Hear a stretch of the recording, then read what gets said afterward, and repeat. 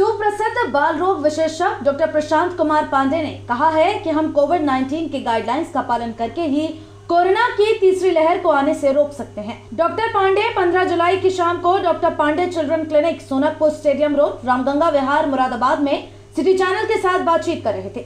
विदित हो कि कोरोना की थर्ड वेव को लेकर प्रधानमंत्री नरेंद्र मोदी भी देशवासियों को आगाह कर चुके हैं और सतर्कता बरतने की अपील भी कर चुके हैं, लेकिन अधिकांश नागरिक भयंकर लापरवाही बरत रहे हैं। युवा मगर अनुभवी child specialist doctor Prashant Kumar Pandey रोजाना शाम को 4 बजे से 7 बजे तक doctor Pandey children clinic, stadium road, Ramganga Vihar में बैठते हैं।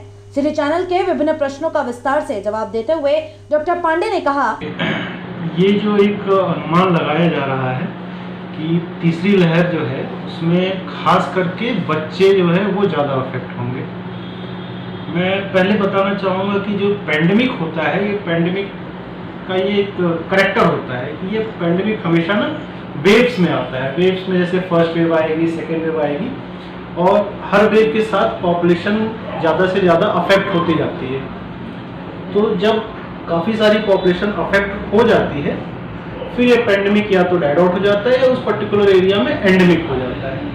कोरोना के साथ भी ऐसा ही हो रहा है। पहली लहर आई थी, अब दूसरी लहर आई है। तीसरी लहर आएगी ये कहा नहीं जा सकता, नहीं आएगी ऐसा भी नहीं कहा जा सकता। तीसरी लहर में खास करके बच्चे ही अफेक्ट होंगे। उसका एक बड़ा रीज़न ये रहा है कि पहली लहर में बुजुर्गों को ज़्यादातर गंभीर लक्षण देखने को मिले। दूसरी लहर में जो ये गंभीर लक्षण थे ये वयस्क उम्र में 20 से 40 साल की उम्र के लोगों में ज़्यादा पाया गया। तो ऐसा कहा जा रहा है कि अब अगर तीसरी लहर आएगी तो ये गंभीर लक्षण बच्चों में देखे जाएंगे। दूसरा एक ये भी रीज़न है कि जो वैक्सीन है वो कहा जा रहा है कि वैक्सीन बच्चों के लिए भी अवेलेबल नहीं है और जो भी वैक्सीन है वो 18 साल से ऊपर के लोगों के लिए है, जिसके कारण एक बड़ा बच्चों का जो तबका है वो अनइम्यूनाइज रह चुका है कोरोना वैक्सीन को लेकर। एक दूसरा अंदेशा ये भी लगाया जा रहा है इसके कारण। ये जो दोनों चीज़ें हैं, दो बातें हैं जिन पे ये अंदेशा लगाया जा रहा है, साइंटिफिकली कहें तो इसका साइंटिफिक बेस या साइंटिफिक एविडेंस नहीं है हमारे पास। जी, माता पिता क्या एहतियात बरतें कि जो उनकी शंकाओं का समाधान हो सके? देखिए, इसमें सबसे ज़्यादा जरूरी है Covid appropriate behaviour. First wave के बाद सेकेंड वेव के बीच में देखा गया था कि काफ़ी ज़्यादा ढिलाई बढ़ती गई थी इसको लेकर, जिसके कारण एक सेकेंड वेव आई जिसका काफ़ी भयानक रूप रहा। सेकेंड वेव के बाद अभी हाल फिलहाल में आप देखें जितनी भी ये टूरिस्ट स्पॉट्स हैं यहाँ भीड़ सी लग चुकी है जी, लापरवाही बढ़ती जा रही है।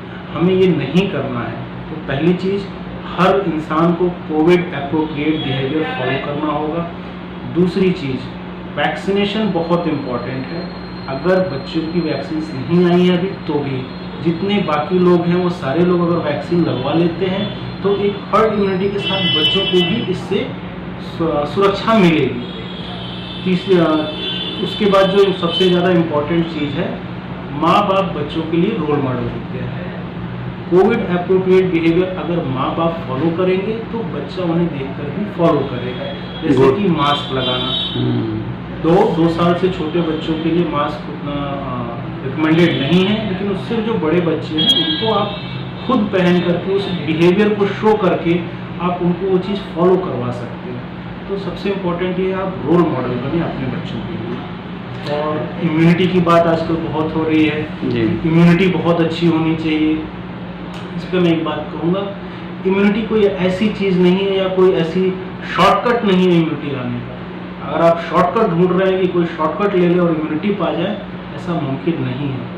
अपने जो हमारी रोज़मर्रा की दिनचर्या है हमें इसमें बदलाव करना होगा, हमारे खान पान में बदलाव करना होगा, तब जाकर धीरे धीरे हमारे अंदर इम्यूनिटी आएगी। क्योंकि बहुत सारे पेरेंट्स मुझसे हमेशा एक शॉर्टकट पूछते हैं कि सब कुछ दे दीजिए और इम्यूनिटी में बढ़ा दें। ये पॉसिबल ऐसा नहीं है, ऐसा पॉसिबल नहीं है। डॉक्टर साहब, डेल्टा प्लस वेरिएंट को लेकर बहुत चर्चाएं हैं, तो इस सिलसिले में आप थोड़ा सा हमारे नागरिकों को अगर जागरूक करें तो बड़ी मेहरबानी होगी आपकी। जी बिल्कुल। अभी जो हमारी सेकेंड वेव आई थी ये डेल्टा वेरिएंट के कारण थी और अब एक नया वेरिएंट इसका सामने आया है जिसे डेल्टा प्लस कहा जा रहा है। चूँकि सेकेंड वेव इतनी भयावह थी तो इसलिए डेल्टा प्लस को लेकर के काफ़ी संशय बना हुआ है, लोग काफ़ी डरे हुए हैं। इसका जो पहला स्ट्रेन मिला है पॉजिटिव वो 5 अप्रैल को मिला है इंडिया में, और डेल्टा जो वेरिएंट आया है डेल्टा प्लस, इसको गवर्नमेंट ने वेरिएंट ऑफ कंसर्न कहा है।